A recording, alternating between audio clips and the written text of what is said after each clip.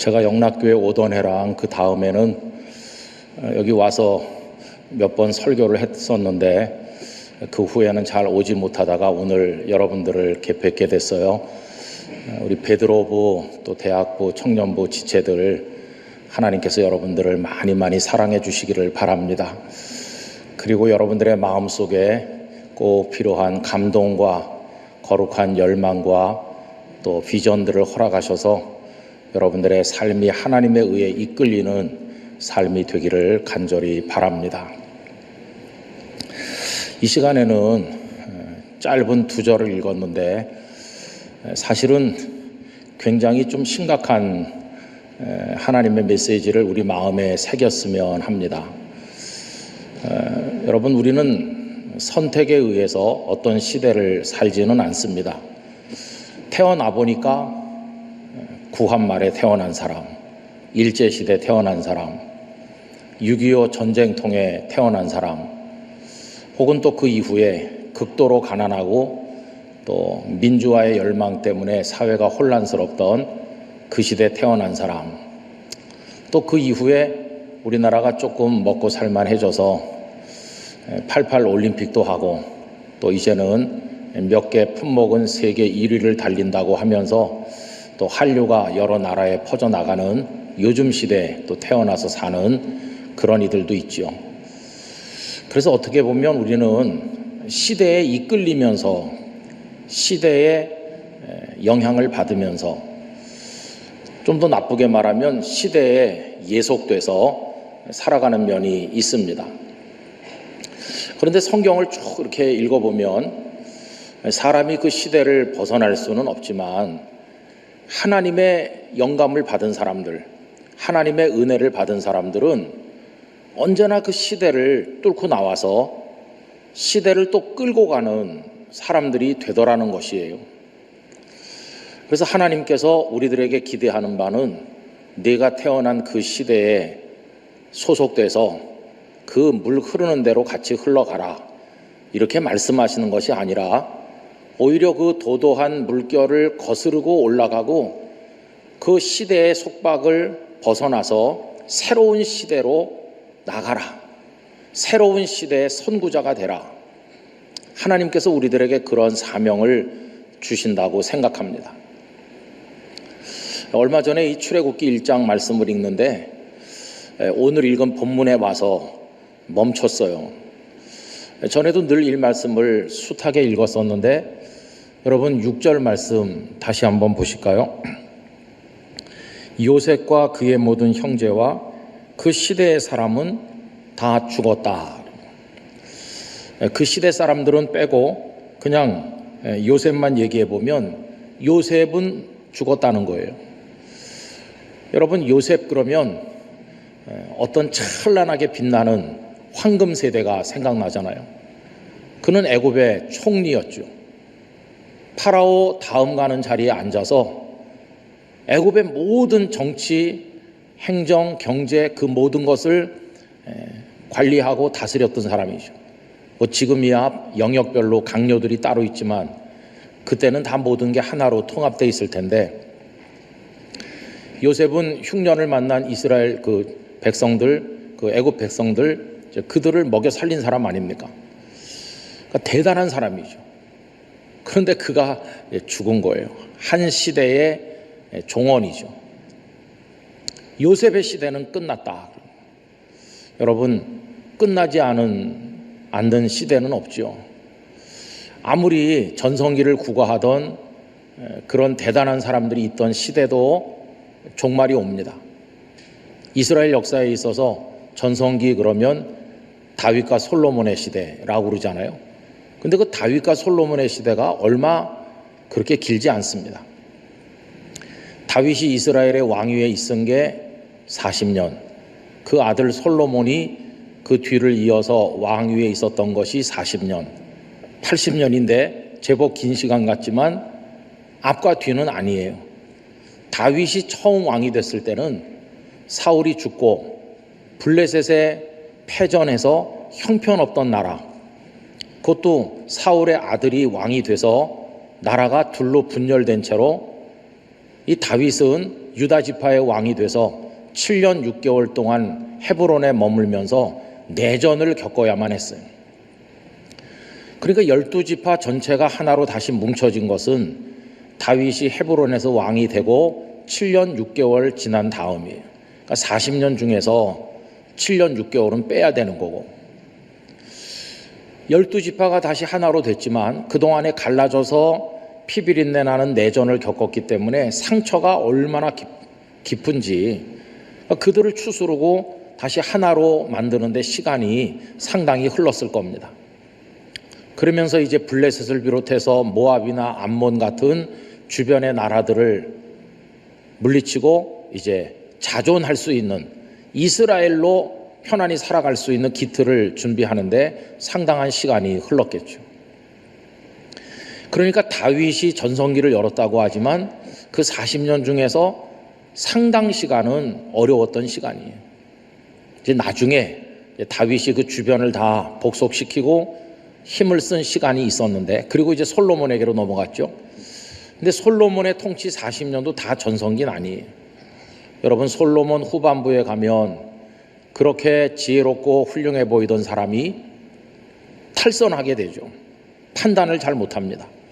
하나님을 떠나서 우상숭배자가 되고 다시 이스라엘은 적들의 침략을 받고 고통을 받는 나라로 전락하는 거죠.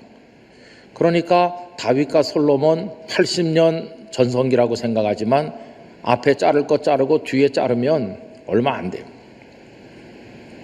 아무리 대단한 시대도 서산 너머로 지는 태양처럼 저물 때가 있는 거죠. 근데 해가 따뜻하게 내려 쪼이는 좋은 시절에 태어나서 그 시대를 살다 가는 사람도 있지만은 해가 막 떨어지는 어둠이 온 세상을 덮는 그때 태어나서 한밤중에 시대를 살아야 되는 사람들은 얼마나 어렵겠어요. 여러분, 시대를 보는 눈은 상당히 주관적인 면이 있으니까 오늘의 대한민국, 오늘의 한국교회, 이 시대, 이거를 긍정적으로 볼 수도 있고 혹은 대단히 부정적으로 볼 수도 있을 겁니다. 어쨌든 저도 그렇고 여러분들도 그렇고 이 시대에 속하여 지금 살고 있는 거죠. 근데 하나님께서는 우리에게 무엇을 원하시는가 하는 것이죠. 여러분, 요셉이 죽었다 하는 말은 참 슬프게 들려요. 야, 요셉 같은 사람은 어떻게 죽지 않고 오래오래 살아서 그 고센 땅에 거주하는 이스라엘 백성들이 숫자가 많이 늘어나고 나중에 출애굽할 때까지 요셉이 죽지 않고 계속 사는 수는 없을까? 없는 거죠. 요셉은 110세까지 살고 세상을 떠났어요. 그럼 여러분, 요셉과 그 형제들과 그 시대 사람이 다 죽었다는 것은 한 시대의 종언을 말하는 건데 그 속에 담겨있는 영적 의미는 뭘까요? 그건 다른 게 아니라 1세대가 죽은 거죠. 애굽에 내려가서 살던 1세대, 그 1세대를 다른 말로 설명을 붙여서 말한다면 하나님을 만난 세대, 하나님의 능력을 체험한 세대라고 할 수 있습니다. 여러분, 요셉을 우리가 예를 들어서 말하면 그는 17살에 형님들에 의해서 인신매매 당했어요. 그죠? 그래서 보디발의 집에 노예로 팔려와서 모진 고생을 했어요. 우리는 요셉의 인생 이야기 자체가 너무 드라마틱하니까 그가 13년 동안 노예로 살고 감옥에 살은 것에 대해서 깊이 생각을 안 할 수도 있습니다. 그냥 뭐 고생했는데 아주 극적으로 총리가 됐다, 그 반전의 쾌감만 생각하지 그 13년이라는 세월이 주는 중압감과 그가 흘렸을 눈물, 그 고통, 그 외로움, 그 뜬 눈으로 밤을 지새우던 그 모든 걸 우린 잘 모를 때가 있어요. 절대 절망이었겠죠. 무슨 희망이 있었겠습니까? 여러분, 그래도 보디발의 집에 살림살이를 다 맡아서 그 가정의 집사 역할을 하면서 바깥 출입도 하고 오가는 상인들을 만나서 바깥 소식도 좀 듣고 그럴 때는 언젠가는 내가 이 집에서 풀려나서 자유의 신분을 얻어서 아버지 계신 곳으로 돌아갈 수 있을 것이다, 그런 기대를 했을지도 몰라요. 그러나 그 주인집의 아내를 겁탈하려고 했다는 누명을 덮어쓰고 그 깊은 감옥에 갇히고 나니까 아무 희망이 없는 거예요. 그런 사람이 거기 갇혀 있다는 걸 뭐 누가 기억이나 해주겠어요? 누가 면회를 와요? 언제쯤 되면 너는 나갈 수 있을 거다, 이렇게 무슨 희망적인 말을 해주나요? 아무것도 없어요. 그냥 언제 끝날지 모르는 고통. 우리는 그의 이야기를 이미 알고 있으니까 13년이었어 라고 하지만, 그때 감옥에 있는 요셉에게는 그게 13년일지 50년일지 100년일지 모르는 거잖아요. 절대 절망 속에 있는 거죠. 그런데 그는 거기서 하나님을 체험하는 겁니다. 여러분, 아브라함은 갈대아 우르에서 내 본토 친척 아버지의 집을 떠나서 내가 네게 지시할 땅으로 가라, 하란을 거쳐서 가나안 땅으로 내려오고, 그리고 또 흉년을 만나 애굽에 갔다 돌아오는, 그리고 이런 여러 가지 과정, 소돔성의 전쟁에서 승리하고 또 백세의 아들 이삭을 낳는 이런 일련의 과정을 통해서 하나님이 살아계시다, 하나님이 나를 사랑하시고 인도하시고 하나님의 뜻이 내게 있다, 이런 걸 체험했죠. 아브라함은 하나님을 체험한 사람이죠. 그 아들 이삭만 해도 흉년이 들어서 굉장히 어려워서 다들 짐 싸가지고 애굽으로 가는 판인데 이삭도 출발했죠. 그런데 하나님께서 밤에 나타나셔서 그냥 여기 머물러라, 순종하면 네 아버지 아브라함에게 약속한 그 복을 너한테 줄 거다. 그래서 그냥 그 척박하고 메마른 땅에 남았는데, 깜짝 놀라게도 그해 농사를 지어서 농사가 불가능한 그 땅에서 100배를 거두면서 창대하게 되고, 그 지역의 왕과 군대 장관이 와서 머리를 숙이고 화해를 요청하고, 이렇게 할 만큼 그는 하나님의 살아계심을 체험했어요. 또 그 아들 야곱, 이 요셉의 아버지 야곱도 형님에게 돌아갈 축복을 자기 걸로 해보려고 여러 가지 수단을 동원했고, 외삼촌의 집에 가서 그 이후에 여러 일련의 과정을 통해 실수도 많이 하고 어리석은 일도 많이 했는데, 그 고비 때마다 하나님께서 건져주셨어요. 그걸 상징적으로 보여주는 것은 그가 외삼촌 집으로 갈 때 베델의 들판에서 하늘로부터 사다리가 내려오고 하나님의 사자가 그를 지키는 꿈을 꾸고 하나님의 음성을 들은 그 장면, 그 다음에 또 나중에 그 외삼촌 집에서 돌아올 때 약복강 나루터에서 밤새도록 씨름하면서 내게 축복하지 않으시면 가게 하지 않겠습니다 할 때, 너는 이제부터 야곱이라 하지 말고 이스라엘이라 하라, 내가 하나님과 겨루어 이겼다. 바로 그런 장면, 이런 고비의 어떤 특별한 체험을 통해서 이 야곱은 하나님을 만난 사람이죠. 그러니까 아브라함, 이삭, 야곱이 다 하나님을 만난 사람이에요. 그런데 요셉은요, 요셉은 하나님을 만난 적이 없어요. 그냥 아버지 집에서 아버지 사랑받으며 다른 형제들을 입지도 않는 채색 옷을 혼자 입고 그냥 호강하면서 17살 때까지 살았어요. 오히려 형님들이 잘못하면 아버지한테 고자질하면서 아버지의 그 은밀한 사랑을 독차지했죠.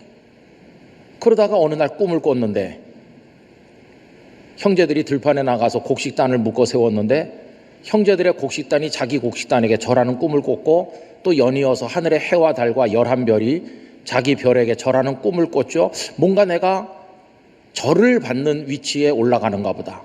여러분, 누군가에게 절을 받는다는 건 높아진다는 뜻 아니에요? 높아진다는 건 성공한다는 뜻이고 잘 될 거라는 뜻이잖아요. 내 인생이 잘 될 건가 봐. 그런데 왜, 무엇을 위해 잘 되는 건지에 대한 해석은 아무것도 모르는 것이고, 그게 구체적으로 어떻게 전개될 것인지 아무것도 몰랐죠. 그냥 뭔가 자기 삶에 하나님의 손길이 미쳐 있다는 걸 어렴풋이 그냥 아는 정도였을 거예요. 그런데 그 다음에 보디발의 집에 가서 고생하죠. 감옥에 갇혔죠. 근데 그 고통 속에서 그는 하나님을 만나는 거죠. 그 성경에 보면 하나님께서 그와 함께 하셔서 형통하게 하셨다 하는 얘기가 반복적으로 여러 차례 나오는데, 내가 비록 신분은 노예지만 내가 하는 일에 복을 주시는구나. 내가 비록 죄수이긴 하지만 내가 주변 사람들에게 신뢰를 받도록 도우시는구나. 그래서 노예로 죄수로 살지만 무의미하지 않게 하루하루를 살도록 하시는구나. 그런 걸 알게 되고, 그러다가 어느 날 정말 극적으로 꿈을 해석하게 돼서 총리가 됐을 때 하나님이 살아계시구나.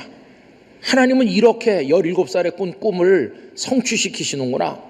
그리고 그게 자신의 부귀영화를 위한 게 아니라 그 흉년에 굶어 죽을 무수한 사람들을 살려내는 생명사역을 위한 하나님의 계획이 그 속에 있다는 걸 알았을 때 얼마나 짜릿한 하나님의 손길을 체험했을까요?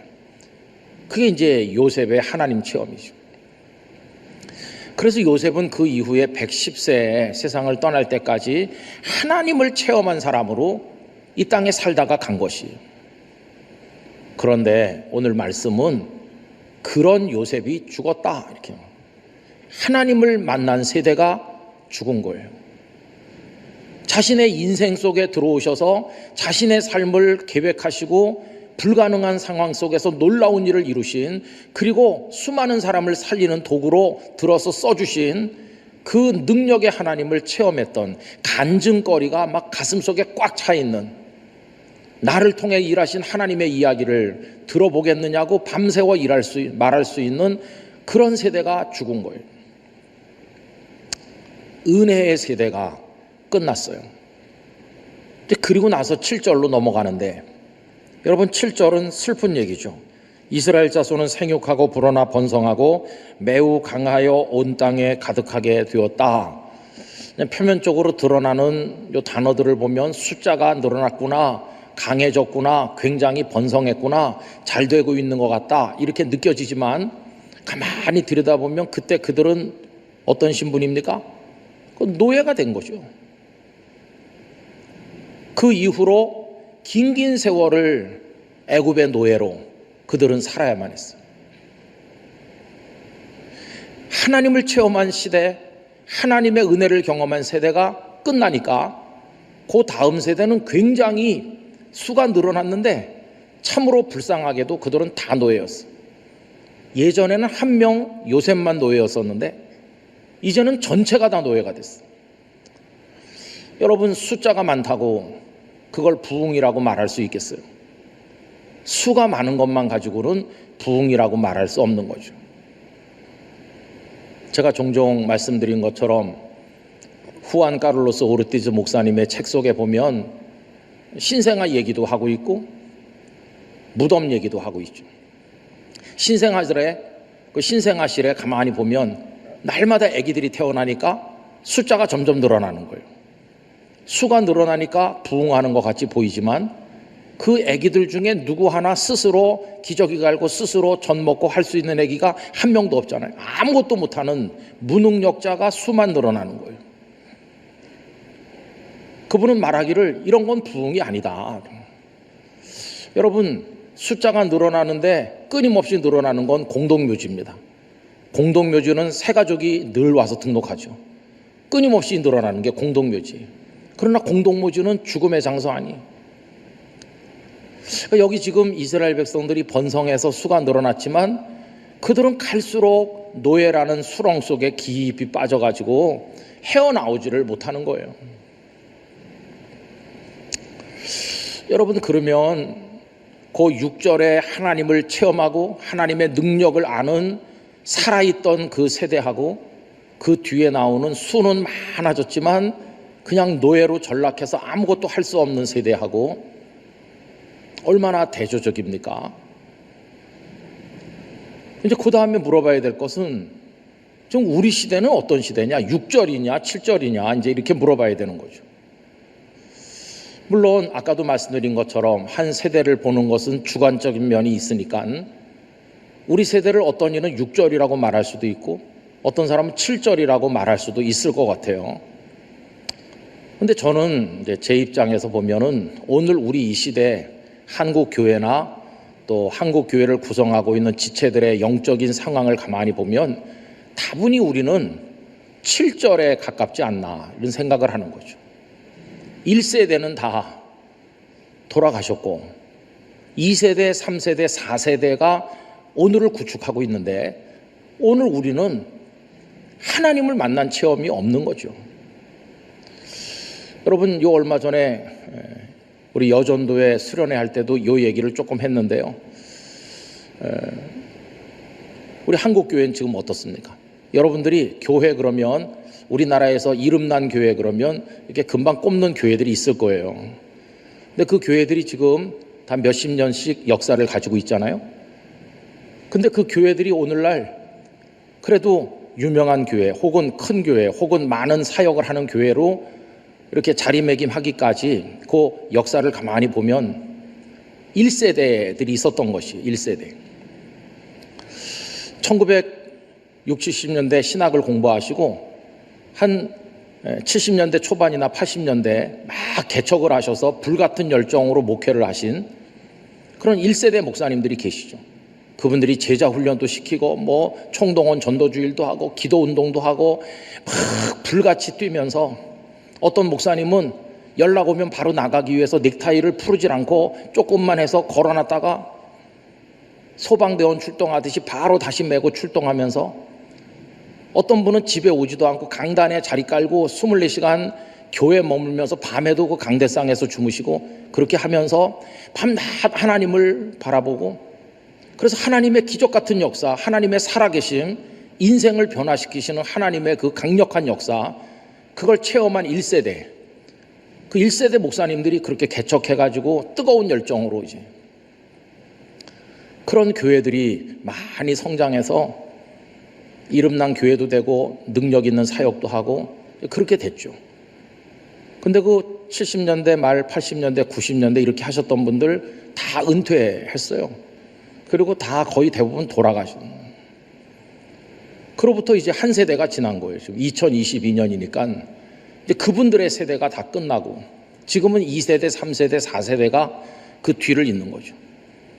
요셉의 세대는 끝나고 그 다음 세대가 있는데 관성에 의해서 한동안 교인은 계속 늘어나고 좀 뭐 되는 것 같았어요.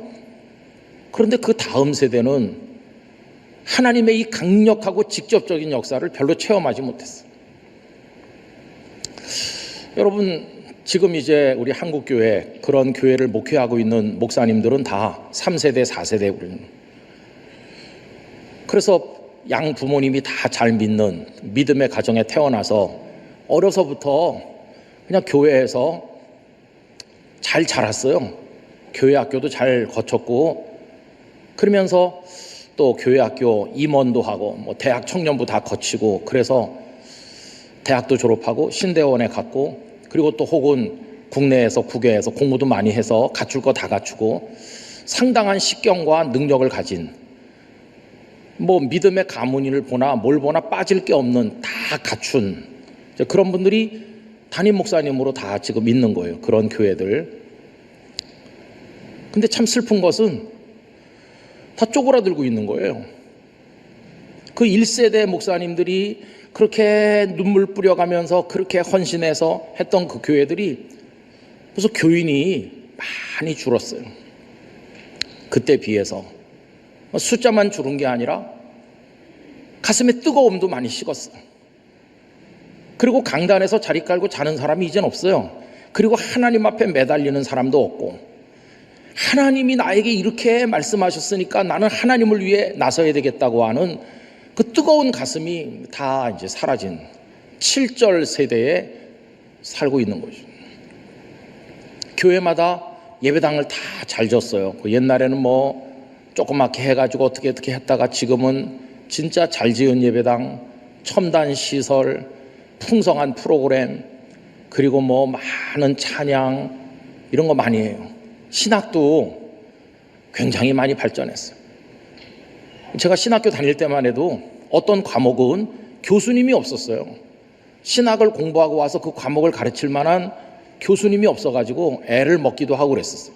근데 지금은 신학을 공부한 학자들이 넘쳐나가지고 오히려 교수님 자리가 없는 지가 오래돼요. 이제는 가르칠 사람 충분히 훈련된 분들이 많아요. 모든 게 풍성해요. 그런데 딱 하나가 없죠. 그 1세대가 하나님을 만나서 얻게 된 그 아브라함과 이삭과 야곱과 요셉의 가슴 속에 있었던 그거를 이제 가지지 못한 것이. 그러니까 지금 세대는 이게 참 7절 같은 세대를 산다고 하는 건 슬픈 일 아니겠어요. 그래서 오늘 우리 베드로부 대학부 청년부 연합예배에 오게 되면서 제 가슴이 굉장히 좀 흥분되기도 하고 그래요. 왜냐하면 우리 영락교회 여기 소속된 오늘 이 자리에 함께 있는 혹은 영락교회 모든 성도들 중에서 이 7절 세대를 깨울 사람이 나타나기를 바라는 마음이 있기 때문이에요. 7절 세대를 이제 종결시키고 그 시대에 예속당해서 끌려가는 게 아니라 그 시대를 뚫고 나와가지고 그 시대를 새로운 방향으로 견인해 갈 수 있는 그런 인물. 여러분, 이 7절 세대를 깨운 사람이 누굽니까? 모세죠, 모세. 모세가 나타나서 그들을 향해서 외쳤죠. 하나님은 살아계시다. 하나님은 여러분을 사랑하신다.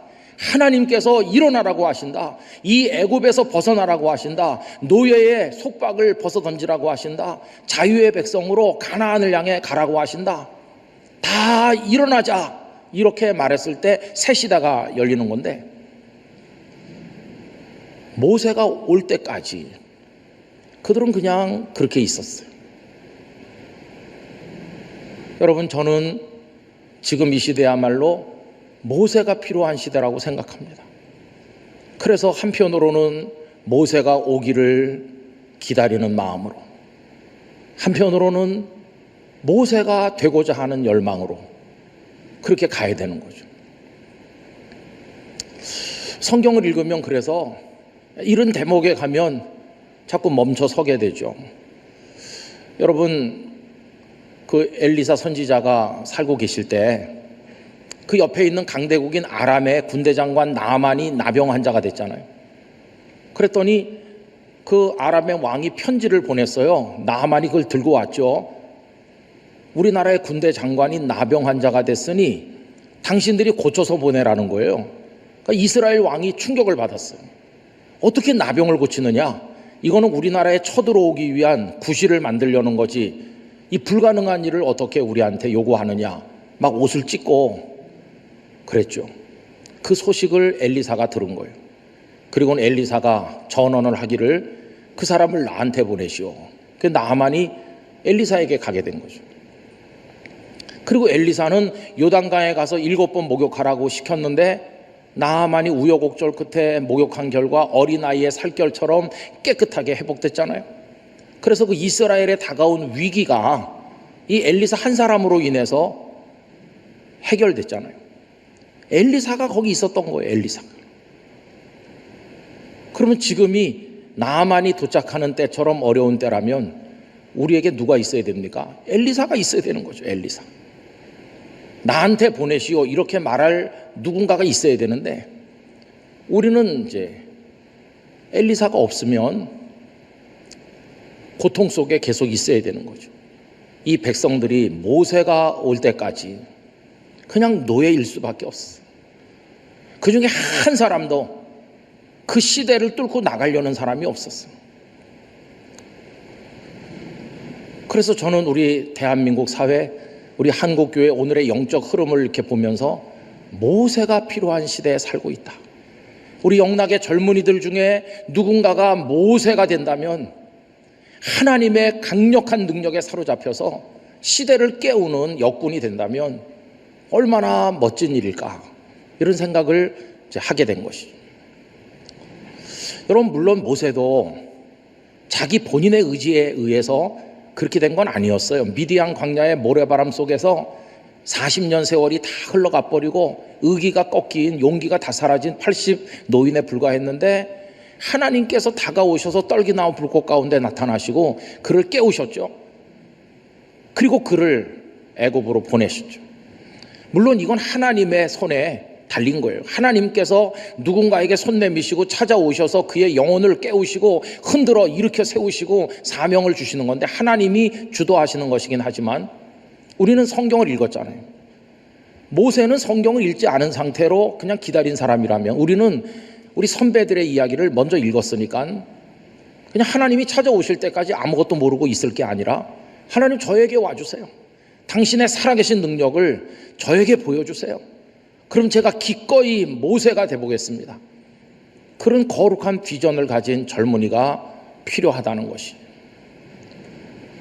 여러분, 우리가 어느 가정에 속해 있으면 우리 가정은 불화가 심하고 우리 부모님은 갈등이 많고 우리 가정은 경제적으로 어렵고 우리 가정은 희망이 없어. 그럼 그 속에 속해서 끌려갈 수도 있지만 모세 같은 영성을 가진다면 여러분 가정을 축복으로 이끌어갈 수 있을 것이라고 믿습니다.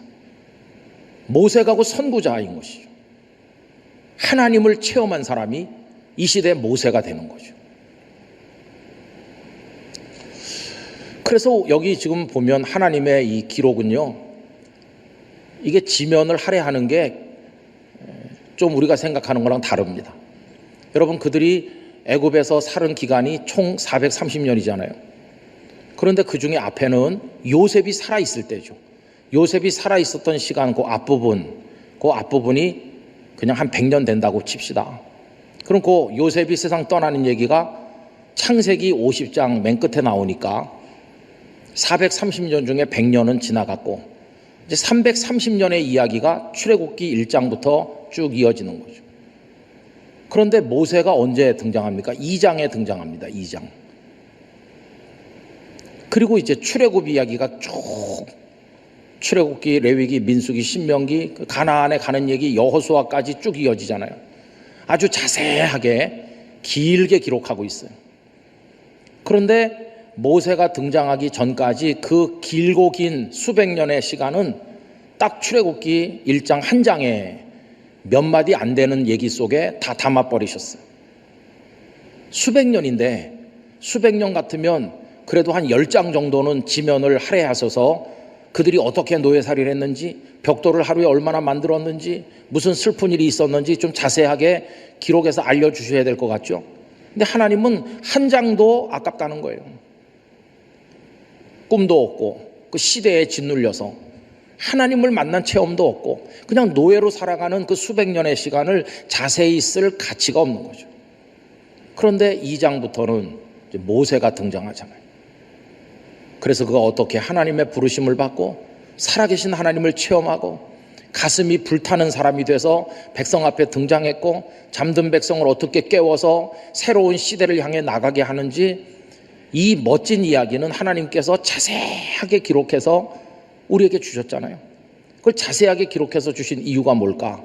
그거 읽고 도전을 받고 하나님의 은혜의 세계를 경험하고, 그래서 오늘 우리도 이 시대의 모세가 되라고 하나님께서 그 이야기를 우리에게 들려주신다고 생각하는 것입니다. 여러분, 저는 그래서 오늘 여러분들에게 두 가지 말씀을 드리는 거죠. 하나님, 모세를 보내주세요. 그런 기도. 두 번째는 하나님, 저 어떻습니까? 저에게 와주세요. 제가 있는 미디안 광야에 어느 날 저의 일상의 삶 속에 떨기나무에 나타나신 하나님, 나타나셔서 하나님의 그 능력의 세계를 알게 해주세요. 저를 사로잡아 주세요. 거룩한 꿈으로 제 가슴을 채워주세요.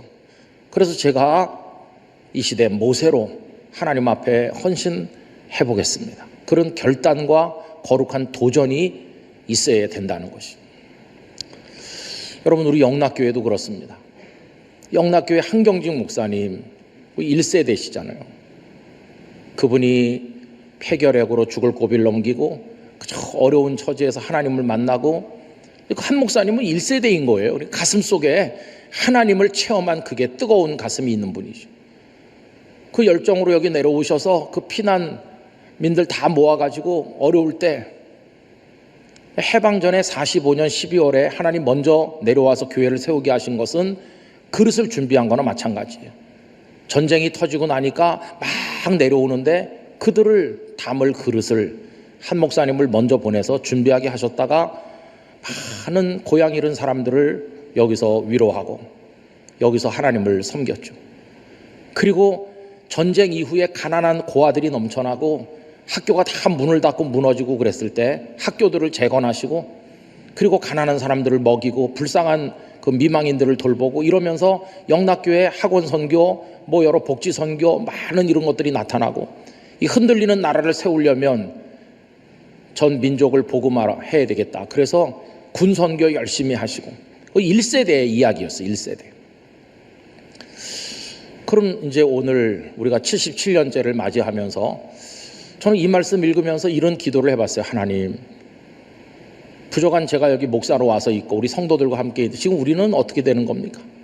우리는 2세대, 3세대, 4세대, 5세대, 6세대 뭐 이렇게 많이 내려왔는데 우리 가슴에는 그 불이 있습니까?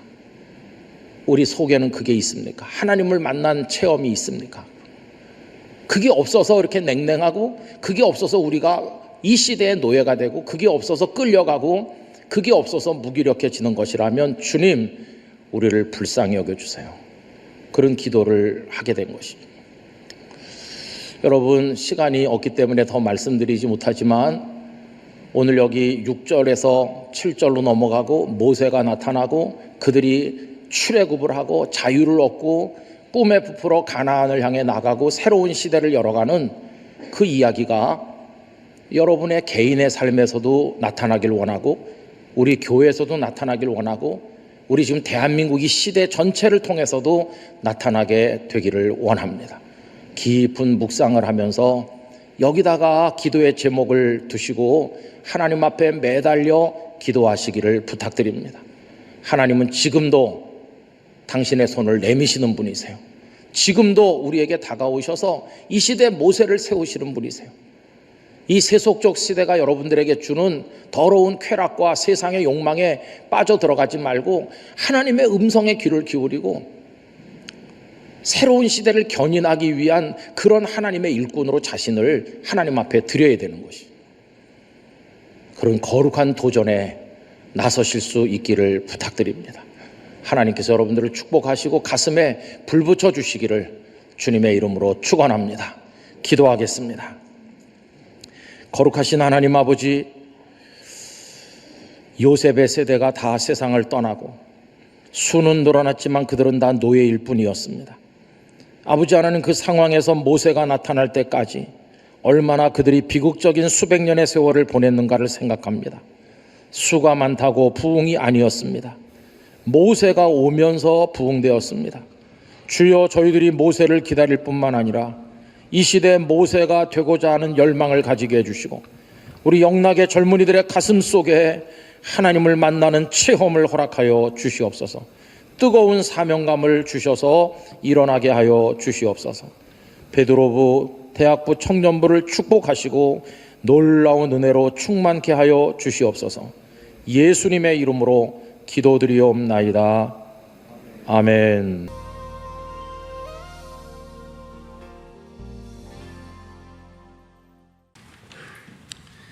할렐루야.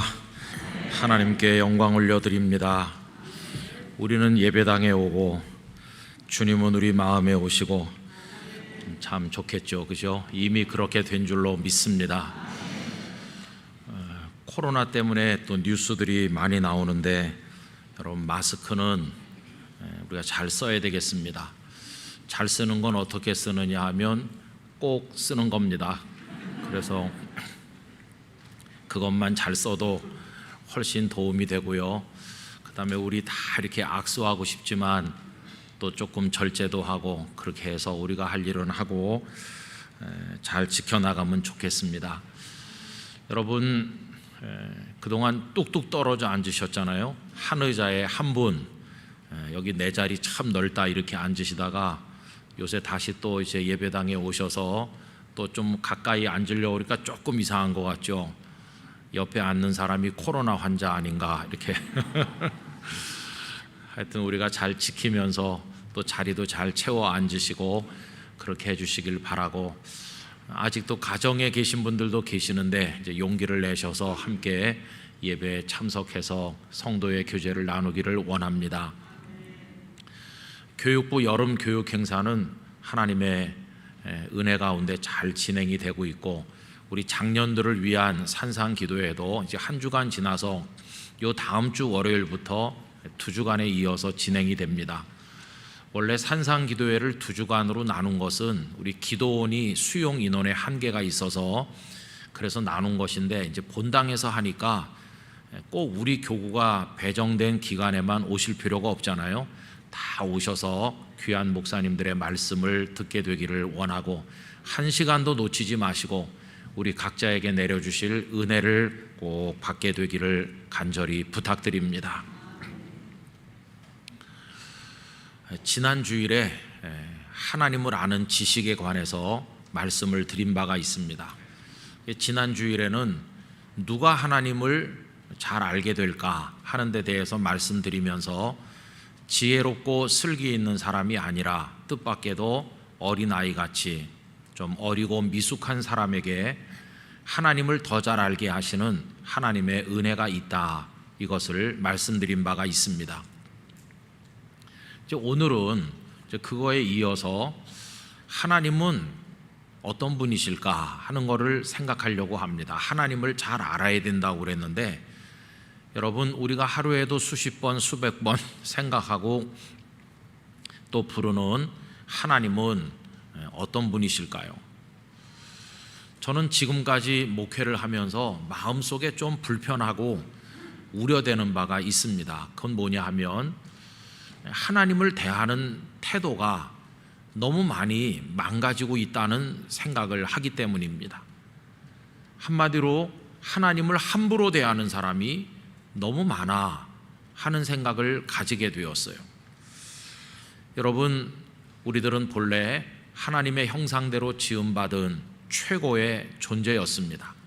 그런데 아담과 하와가 선악을 알게 하는 나무 열매를 따먹고 죄를 지은 이후로 에덴에서 추방되었는데, 에덴에서 추방되었다는 것은 하나님과의 관계가 단절되었다는 의미죠.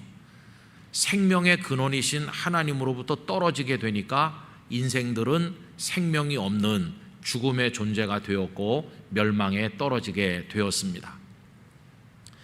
그런데 자비로우신 하나님께서는 우리들을 그 멸망에 방치하지 않으시고 독생자 예수님을 세상에 보내주셔서 우리를 구원하십니다.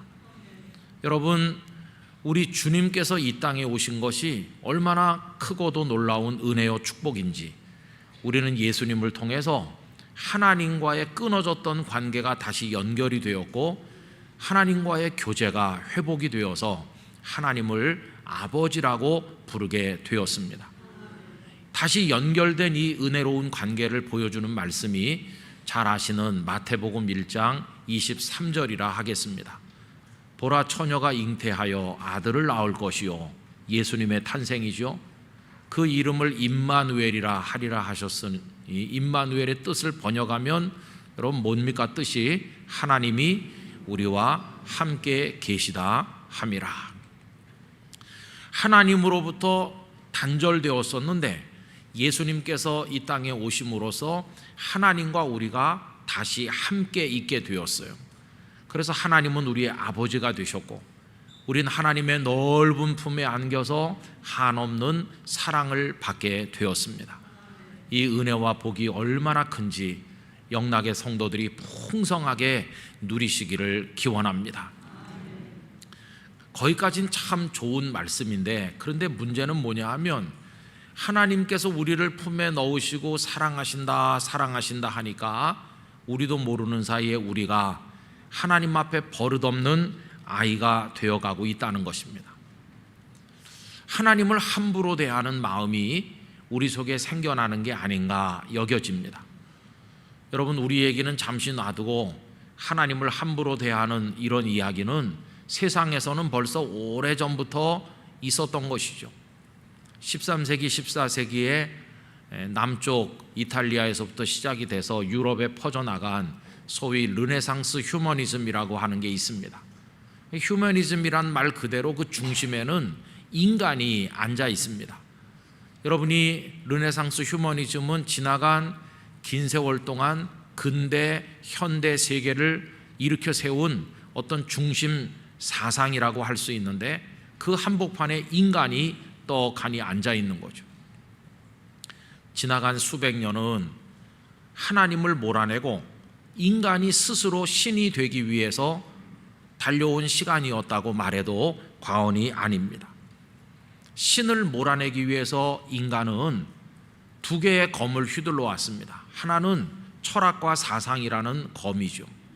이걸 휘두르면서 인권을 얘기했고, 인간은 소중한 존재라는 걸 얘기했고, 인간이 하고 싶은 건 뭐든지 다 선하다는 식으로 이야기를 만들어 가다 보니까 요즘 와서는 하나님의 창조 질서를 위배하는, 인간됨을 오히려 파괴하는 동성애 같은 것을 인권의 이름으로 이야기하기까지 이르는, 어디로 갈지 모르는 지경에까지 이르게 되었습니다. 또 하나의 검은 과학이라고 하는 검인데, 첨단 과학을 앞세워서 신의 영역에 도전하는 일들이 얼마나 많이 이루어지고 있는지 알 수 없습니다. 예를 들면 지난 1971년에 워싱턴 대학의 조지 마틴이라고 하는 교수는 소위 마인드 업로딩이라고 하는 걸 이야기했습니다. 벌써 수십 년 전에 이야기한 거죠. 사람의 육체는 죽지만 그 어떤 위대한 사람의 생각 그리고 그 사상, 이런 것들을 그대로 보존하고 움직이게 만들 수 있다, 그런 겁니다. 그 모든 것을 디지털화 해가지고 인조 두뇌에다가 심고 로봇에다 심어가지고 그게 계속 불멸하도록 만들 수 있다는 식으로 이야기를 했어요. 그 분야에 계속 연구들이 이어져서 얼마 전에 어떤 글에 보니까 2030년 이전에 그걸 구현해낼 수 있다는 식으로 말하는 것을 보았어요. 그런가 하면 2009년 켄터키 대학의 교수였던 그 파보스 자보스라는 사람이 자기가 복제 인간을 만들었다고 발표했거든요. 깜짝 놀라게 했죠. 그럼 복제 인간이 지금 누구냐, 도대체 어디 살고 있느냐 했을 때 그건 차마 말해줄 수 없다는 식으로 얼버무렸는데, 그래 사람들은 그 거짓말이라고 무시하기도 했어요. 그러나 복제 인간을 만들겠다는 식의 그런 과학적 노력은 전 세계에서 은밀하게 진행 중에 있지 않습니까? 여러분, 이런 것들이 다 신의 영역에 도전하는 거죠. 그래서 인간은 신을 몰아내고 자기가 그 자리에 앉아서 이제 신 노릇을 하는 겁니다. 여러분, 우리가 우상숭배 그러면 하나님이 아닌 어떤 깎아 만든 목상이나 석상, 아니면 어떤 권력이나 부, 이런 걸 추구하는 걸 우상숭배라고 말했었는데, 요즘의 우상숭배는 좀 이상해졌어요. 인간이 자신을 신으로 섬기는 우상숭배에 지금 다 빠져 있다 하는 것입니다. 그래서 여러분, 이 세상에는 하나님을 하나님으로 대접하지 않은 지가 오래됐어요. 그러면 하나님은 정말 그렇게 함부로 대해도, 아무렇게나 말해도, 무시해도 좋은 그런 존재일까요? 여러분, 절대로 그렇지 않습니다. 이 성경은 초지일관 하나님은 크고 위대하신 분임을 우리에게 말씀하고 있습니다. 여러분, 오늘 읽은 본문은 그것을 보여주는 많은 말씀들 중에 하나라고 할 수가 있겠습니다. 출애굽한 이스라엘 백성은 3개월 되었을 때 시내 광야에 도착을 했는데, 시내산이 우뚝 솟아있는 넓은 광야죠. 그런데 거기서 그들은 상상도 못할 체험을 하게 되었는데, 하나님께서 강림하시는 하나님의 임재 체험을 하게 된 것입니다. 여러분, 사람이 경험할 수 있는 것 중에서 하나님의 임재를 체험하는 것보다 더 놀라운 체험이 어디 있겠습니까? 그 이전까지는 하나님께서 모세에게 말씀하시고 모세는 백성에게 전달해 줬고 백성은 그저 전달받을 뿐이었는데, 이제는 모든 이스라엘 백성들이 보는 가운데 하나님께서 강림하신다. 정말 놀라운 거 아닙니까? 물론 하나님의 강림을 기다리는 건 쉬운 건 아니었죠. 하나님께서는 그들에게 몇 가지 요구하신 바가 있어요. 그 첫째는 백성들을 성결하게 하기를 요구하셨습니다. 19장 10절 말씀에 보면, 여호와께서 모세에게 이르시되 너는 백성에게로 가서 오늘과 내일 그들을 성결하게 하며 그들에게 옷을 빨게 하고, 옷을 다 세탁을 해서 깨끗하게 입고, 그리고 자신의 마음들을 성결하게 하였습니다. 두 번째로 요구하신 것은 기다리게 하신 것입니다. 시간을 좀 가지고 마음을 준비케 하신 거죠. 11절에 보시면, 준비하여 셋째 날을 기다리게 하라. 이는 셋째 날에 나 여호와가 온 백성의 목전에서 시내산에 강림할 것임이니 라고 하셨습니다. 세 번째는 하나님께서 시내산에 강림하실 때 백성들이 산 위로 올라오지 못하도록 하기 위해서 산 아래 경계선을 설치하게 하신 것입니다. 12절입니다. 너는 백성을 위하여 주위의 경계를 정하고 이르기를 너희는 삼가 산에 오르거나 그 경계를 침범하지 말지니 산을 침범하는 자는 반드시 죽음을 당할 것이라 하셨습니다. 그래서 백성들은 다 옷을 빨고 셋째 날을 기다리면서 그 뒤에 읽어보면 여인을 가까이 하지 않고 나름대로 그날이 오기를 기다렸습니다. 하루가 가고 둘째 날이 가고 드디어 셋째 날이 되었을 때 이 백성들의 가슴이 얼마나 흥분으로 가득했겠습니까? 모세가 모든 백성들을 진 밖에 나오게 하고 다 시내산을 이제 우러러보게 한 것이죠. 그럼 여러분, 하나님께서는 어떤 모습으로 강림하셨나요? 오늘 본문 16절을 보십시오. 셋째 날 아침에 우레와 번개와 빽빽한 구름이 산 위에 있고 나팔 소리가 매우 크게 들리니 라고 했지요. 또 18절 19절을 읽겠습니다. 시내산의 연기가 자욱하니 여호와께서 불 가운데서 거기 강림하심이라. 그 연기가 온기가마 연기같이 떠오르고 온 산이 크게 진동하며 나팔 소리가 점점 커질 때에 모세가 말한즉 하나님이 음성으로 대답하시더라. 그 백성들이 보고 있는 가운데 하나님은 하나님의 모습을 보여주신 건 아니죠. 하나님은 형상이 눈으로 보는 분이 아니잖아요. 하나님은 영이시잖아요. 그 대신 하나님의 영광의 그 증거를 보여주시는데 우레, 번개, 빽빽한 구름, 그리고 연기와 불, 그리고 큰 나팔 소리 가운데 하나님의 음성이 들리는데 산이 진동하고, 여러분 한마디로 말하면 산이 진동하고 땅이 떨리는 가운데 하나님의 영광이 시내산 위에 나타나게 된 것이었습니다. 자, 그럼 여러분, 이거를 바라보는 백성들의 반응은 어땠을까요? 반응은요, 너무나 단순한 거였어요. 너무너무 놀라운 두려움, 어쩔 줄 모르는 전율, 그게 그들의 반응이었어요. 여러분 16절 말씀 우리 다시 다 같이 한번 읽어보실까요? 셋째 날 아침에 우레와 번개와 빽빽한 구름이 산 위에 있고 나팔 소리가 매우 크게 들리니 진중에 있는 모든 백성이 다 떨더라. 이렇게. 여러분 여기 떨더라, 이게 그들의 반응이었는데 이 하라드라고 하는 단어는 뭐 어쩔 수 없이 주체 못하게 떨리는 그 전율을 말하는 것이, 아무리 마음을 가라앉히고 평정을 유지하려고 해도 그 존재로부터 우러나는 떨림이죠. 너무 크신 분 앞에 가니까 막 두렵고 떨려서 감당할 수 없는, 그게 백성들에게 임했던 경험이었어요.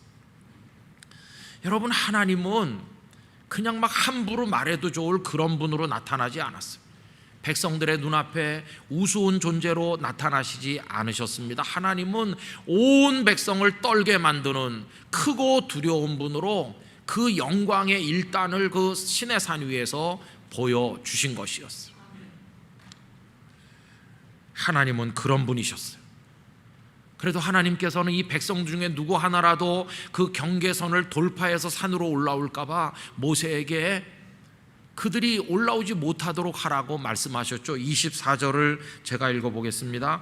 여호와께서 그에게 이르시되 가라, 너는 내려가서 아론과 함께 올라오고 제사장들과 백성에게는 경계를 넘어 나 여호와에게로 올라오지 못하게 하라. 내가 그들을 칠까 하노라. 산 위에 형언하기 힘든 모습으로 강림하신 하나님께서 모세에게 백성들이 경계를 넘지 못하게 하라. 그래서 백성들은 산 아래, 산 기슭에 머물러 있어야만 했습니다.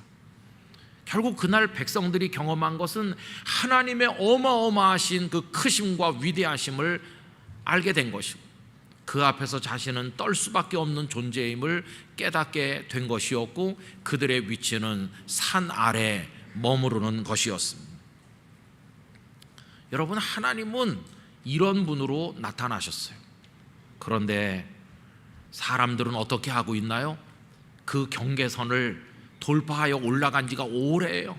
다 산 위로 올라가서 하나님이 있는지 보자 그러면서 다 올라가는 거예요. 헬리콥터 타고 산 위에 올라가고 비행기 타고 더 높이 올라가서 한참 있다가 아무리 찾아도 시내산에 하나님은 없더라 이렇게 말하면서 하나님은 죽었어 혹은 하나님은 애초부터 없었다 이렇게 말하는 사람들이 넘쳐나고 있습니다. 그러나 여러분, 오늘 본문에 여러 군데 보는 것처럼 시내산이 하나님의 거처인 것은 아니죠. 하나님의 거처를 말할 수 있는 존재가 어디 있겠어요? 하나님은 안 계신 곳이 없으신 무변광대하신 하나님이신데 시내산에 잠시 그들에게 그 놀라운 모습으로 임하셨을 뿐이지 시내산 동굴을 뒤지고 시내산 바위 틈을 뒤진다고 하나님이 거기 웅크리고 계신가요?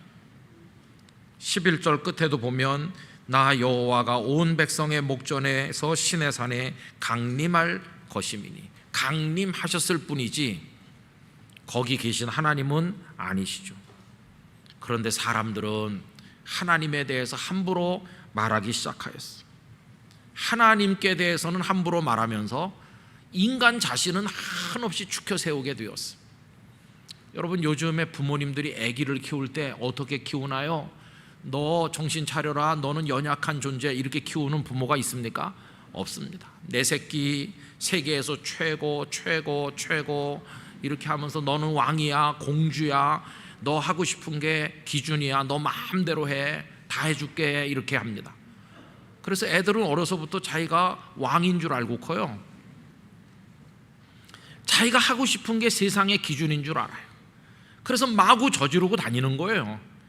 근데 누가 이 녀석아 그건 아니야, 그건 틀린 거야 이렇게 바로잡아 주려고 그러면 그 사람이 다 비난받아요. 바로잡아 주려는 사람이 비난받는 시대, 하고 싶은 대로 다 하라고 하는 사람이 박수받는 시대, 갈수록 혼란하고 무절제한 사회, 세상은 소용돌이 속에 말린 지가 너무 오래됐어. 아주 세련되고 현대적 감각에 뛰어난 소통을 하려면 무조건 박수 쳐주고 다 하라고 그래야 되지. 그건 틀렸다 이렇게 말하는 사람은 참 얼마나 많은 욕을 먹는지 몰라요. 그 세상은 요지경이 되고 있어요. 그저 하고 싶다는 거, 그게 곧 인권이고, 부끄러운 줄 모르고 너무 당당하고 인간이 진리의 기준이 되는 그런 세상, 인간이라는 것 때문에 무조건 용서받는 세상, 그런 세상으로 왜곡된 지가 이미 오래입니다. 그래서 이 세상의 사람들은 하나님의 영역을 손바닥만큼도 남겨두려고 하지 않아요. 신의 불가침 영역이, 신비의 영역, 거룩의 영역이 있어야 되는데 다 해치고 들어가서 하나님은 없다고 말하게 되었어. 하나님께 도전하고 있습니다. 하나님의 크고 위대하심을 알아야 경외심도 생기고 그 앞에 무릎을 꿇기도 할 텐데 그런 마음은 다 사라진 채로 저저마다 다 신이 되어 살고 있는 오늘의 모습인 것이죠. 여러분, 창세기 11장에 하늘에까지 닿겠다고 그러면서 바벨탑을 쌓아 올리다가 무너져 내렸잖아요. 근데 다시 인간이 쌓는 바벨탑이 곳곳에서 올라가고 있는 중이죠. 하늘에 닿기 위해서, 신이 되기 위해서. 여러분, 이제 남은 건 뭘까요? 하나님께서 그 바벨탑을 무너뜨리신 것처럼 지금 이 세대가 쌓아 올리고 있는 바벨탑을 무너뜨리시는 것밖에 남은 일이 없는 건 아닐까요? 그게 곧 세상의 종말이 아닐까, 인류의 끝이 아닐까, 이런 생각을 하면 참 두려움이 많죠. 여러분, 우리는 코로나가 종식되기를, 자연재해가 사라지기를, 이 땅이 평화로운 세상이 되어 지구촌이 살기 좋은 곳이 되기를 저도 기도하고 여러분들도 기도하시잖아요. 그런데 그렇게 기도할 때 마음 한구석에 참 불편함이 있어요. 그 기도를 드릴 수 있는가? 하나님 지금 화가 많이 나 계시는데 뭐가 예쁘다고 지구촌의 재앙을 멈추게 하고 전염병이 사라지게 하고 뭐가 예쁘다고 이 지구촌을 살기 좋은 곳으로 만들어 주시겠어요? 하나님께서 오늘까지 참아주신 것만 해도 대단한 거죠. 이제 하나님의 손에 이 세상이 진멸당한다고 할지라도 할 말이 없는데 우리는 코로나도 물려가고 더 잘 살게 해달라고 하는, 더 잘 살아서 뭐 할 겁니까? 더 자기가 신이라고. 그럴 게 뻔하지 않습니까? 그래서 그런 기도를 하긴 하지만 참 하나님 앞에 죄송하다, 이런 마음을 가질 때가 많이 있는 게 사실입니다. 자, 그럼 여러분, 세상은 그렇다 치고 하나님을 경외한다고 하는 성도들이 모인 우리 교회는 어떨까요? 전에는 예배당 안에 엄숙한 마음으로 들어와서 자리에 앉으면 하나님의 그 거룩하심과 위대하심이 온몸으로 느껴져서 옷매무새를 바로 하고 고개를 숙이고 죄인이 오늘도 예배하러 왔습니다, 그러면서 하나님의 은혜가 임하기를 갈망하는 그런 겸손한 모습들이 우리에게 있었던 것 같은데, 그런 게 한국 교회의 영성 안에 점점 사라져가고 있는 것을 보게 됩니다. 예배는 물론 드리긴 드리죠. 그런데 예배가 끝나기가 무섭게 예배를 드렸다는 그 사람의 입에서 나오는 말과 살아가는 삶의 그 아나무인적인 모습을 보면 이거 하나님을 경외하는지 참 의심스러울 때가 많아요. 하나님 따위는 무시하고 교회를 휘젓는 사람, 함부로 말하는 사람, 교회를 무슨 사유재산쯤 되는 줄 생각하는 사람, 성도들을 마구 대하는 사람이 너무나 많아요. 예배가 끝나면 하나님은 수면 상태로 들어가십니까? 하나님은 골방에 문 잠그고 들어가서 안 나오시나요? 하나님을 너무 무시해요. 여러분, 설교도 그래요. 어떤 설교자의 설교를 들어보면은 마치 하나님의 모든 걸 다 아는 듯이 너무 지나친 자신감으로 말하는 것 같이 느껴져요. 하나님 마음속에 들어갔다 나온 것 같이 그렇게 말하는 걸 보면 저도 설교하는 사람 입장에서 참 불편하다, 그렇게 느껴요. 주님 하지만 주님이 안 계신 교회가 많은 게 아닌가, 이렇게 생각하기도 해요. 그래서 함부로 행동하는 성도들을 경계하기 위해서 어떤 목사님이 이러더라고요. 하나님이 보고 계셔요 그러면은 하나도 느낌이 없기 때문에 시퍼렇게 두 눈 뜨고 보고 계셔요, 이렇게 하면 약간 좀 불편해한대요. 여러분, 지금 하나님이 보고 계신 거 아세요? 우리의 말을 들으시고 우리의 귀에 모든 걸 다 집중하고 계신 거 아세요? 뭘 듣고 뭘 말하고 뭘 보는지 하나님 다 보고 계시는 거예요. 우리부터가 하나님을 너무 무시하고 하나님을 너무 없이 여겼구나, 그런 회개가 지금 우리에게 필요한 것이죠. 성도 여러분, 이제 오늘 하나님을 경외하는 사람 1번인데 앞으로 조금 그 2번, 3번 계속 말씀드리려고 해요. 하나님을 경외하는 사람으로 사는 게 뭐냐? 한마디로 말하면 하나님을 경외한다는 그 의미는 하나님을 크고 위대한 분으로 높이고 두려워한다는 뜻이에요. 저는 우리 영락교회 성도들만이라도 하나님을 진심으로 경외하길 원합니다. 하나님 앞에 겸손히 엎드려야 되는 것이에요. 하나님의 성호에 합당한 영광과 찬송과 존귀를 오직 하나님께만 드리시기를 바랍니다. 하나님을 경외해야 되지. 그게 우리 속에 없어진 지가 오래가 아닌가. 여러분, 종교개혁자 마틴 루터는 하나님을 하나님 되시게 해라, 그런 말을 했다고 알려져 있는데 사실은 루터 자신이 그렇게 표현한 것은 아니고요. 1947년에 피터 왓슨이라고 하는 영국 신학자가 Let God be God 이란 책 제목으로 책을 냈거든요. 하나님을 하나님 되시게 하라. 그래서 이제 그 문장이 유행한 것이죠.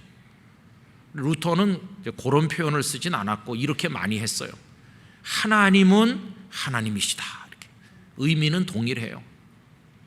하도 세상 사람들이 하나님을 우습게 여기고 멸시하니까 그런 하나님이 아니시다, 하나님은 크고 위대한 분이시니 그 하나님을 하나님 되시게 높여드려라, 그런 뜻으로 얘기한 것이죠. 여러분, 당시 굉장히 유명한 인문주의자 에라스무스라는 사람이 있었는데 에라스무스와 루터의 논쟁이 유명합니다. 그때가 1524년, 1525년 그 무렵이죠. 에라스무스가 이런 말을 했거든요. 하나님으로 하여금 선한 하나님이 되시게 해라. 하나님을 선한 하나님이 되시게 해라. 여러분, 이게 무슨 말인지 금방 딱 안 오시죠? 이런 얘기입니다.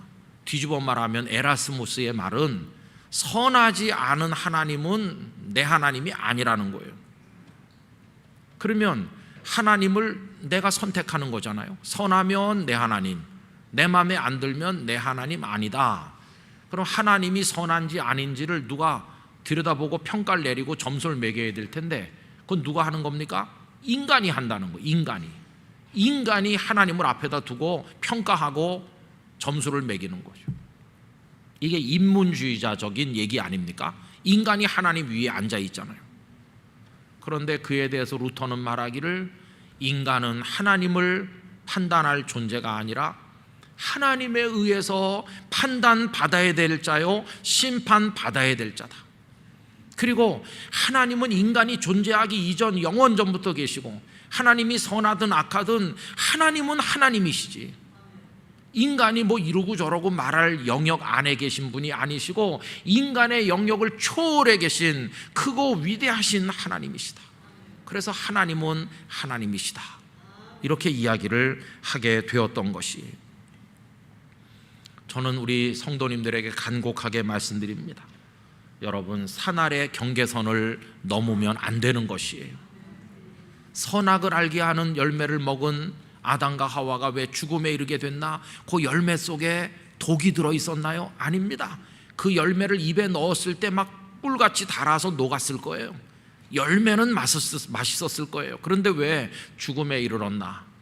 하나님께서 이 동산에 있는 모든 걸 다 먹어도 좋지만 그 중앙에 있는 선악을 알게 하는 나무 열매는 먹지 말아라 하신 것은 하나님께서 경계선을 쳐놓으신 것과 같은데, 그 하나님의 하나님 되심을 인정하는 경계를 뛰어넘어 그 열매를 먹었기 때문에 인생은 결국 죽음에 이르게 된 것이에요. 하나님이 쳐놓은 경계선을 넘어가면 안 돼요. 겸손히 산 아래 머물 수 있는 사람이 돼야 될 것입니다. 하나님을 두려워할 때 거기서 참 신앙도 시작이 되고 참 사랑도 느낄 수 있는 거예요. 여러분, 아까 그 임마누엘 얘기를 했잖아요. 하나님께서 사람 몸을 입고 이 땅에 오셔서 우리를 품에 안아주시고 하나님이 우리와 함께 계시다. 얼마나 놀라운 축복입니까? 그런데 하나님을 우습게 생각하면 어떻게 될까요? 하나님 그냥 이웃집 사람 같아. 아침에도 오고 낮에도 오고 저녁에도 오고, 좀 안 왔으면 좋겠는데 귀찮다. 하나님을 우습게 생각하면 그분이 나와 같이 계시다는 게 하나도 기쁘지 않아요. 그런데 하나님을 내 평생 살아도 먼발치에서 얼굴 한번 보기 어려운 그런 분처럼 그렇게 귀하게 생각한다면 그분이 오셔서 나와 같이 있다는 게 얼마나 영광스럽게 느껴지겠어요. 하나님을 크게 생각할수록 하나님의 사랑도 크게 느껴지는 겁니다. 하나님을 우습게 여기면 하나님의 사랑도 별거 아닌 것 같이 여겨지는 것이, 누가 감격하고 누가 기뻐하고 누가 하나님 앞에 기뻐 뛸 수 있는가? 하나님을 크게 생각하는 사람이 그 사랑을 받는 감격도 크다고 하는 걸 우리 성도님들 기억하시기를 바라는 것입니다. 위대하신 창조주, 나의 아버지, 그 영광의 끝을 알 수 없는 그 놀라우신 분, 크고 위대하신 분이 나를 사랑하시고 나 같은 죄인을 품어 안으신다. 세상이 뭐라고 그래도 나는 그분 앞에 무릎 꿇고 모든 영광과 존귀를 아버지 하나님께만 올리겠습니다. 여러분, 이게 영락교회 성도들의 신앙이 되시기를 바라는 것입니다. 이제는 우리의 몸가짐도 언행도 하나님 앞에 겸손하게 바르게 해야 됩니다. 예배 드리는 자세부터 우리 바로 앉기로 하고, 하나님을 이야기할 때 우리의 어법도 예절 바르게 사용하기로 하고, 그리고 하나님 앞에 겸손하게 말해야 됩니다. 하나님, 저를 불쌍히 여겨 주시옵소서. 하나님, 저는 알지 못하니 무지를 깨우치시고 진리를 가르쳐 주시옵소서. 하나님, 제 뜻대로 하길 원하지 않사오니 하나님의 뜻을 기다리옵니다. 하나님의 때를 기다립니다. 아버지의 뜻이 이루어지게 하시옵소서. 이게 하나님을 높이는 사람의 기도하는 모습인 것이, 사무엘상 2장 30절 이런 말씀이 후반부에 나오죠. 나를 존중히 여기는 자를 내가 존중히 여기고 나를 멸시하는 자를 내가 경멸하리라. 영락교회 모든 성도들이 하나님을 존중히 여기시길 바랍니다. 그래야 하나님도 그런 사람을 존중히 여기시고 우리를 아들, 딸로 참되게 사랑하시고 생명의 길로 인도하실 것입니다. 세상이 아무리 요지경이라 할지라도, 심지어 하나님을 믿는다는 사람들까지 방종한다 할지라도, 영락교회 성도들은 하나님을 하나님 되도록 높여드리는 겸손한 성도, 참으로 하나님을 경외하는 성도가 되시기를 간절히 부탁드립니다. 기도하겠습니다. 존귀하시고 크고 위대하신 아버지 하나님이시여, 인생 미말에 처한 저희들이 교만하여 하나님의 영광을 함부로 이야기한 죄를 용서하여 주시옵시고, 경계선 아래 머무르는 겸손을 주시며 무릎 꿇어 하나님을 찬송하는 마음을 허락하여 주시옵소서. 하나님을 높이고 하나님의 위대하심을 알게 하사 그 하나님께서 죄인인 우리를 사랑하신 은혜가 얼마나 큰 것인지를 알게 하여 주시옵소서. 날마다 하나님을 높이고 경외하는 저희 모두가 되기를 소원하옵고 예수님의 이름으로 기도드리옵나이다. 아멘.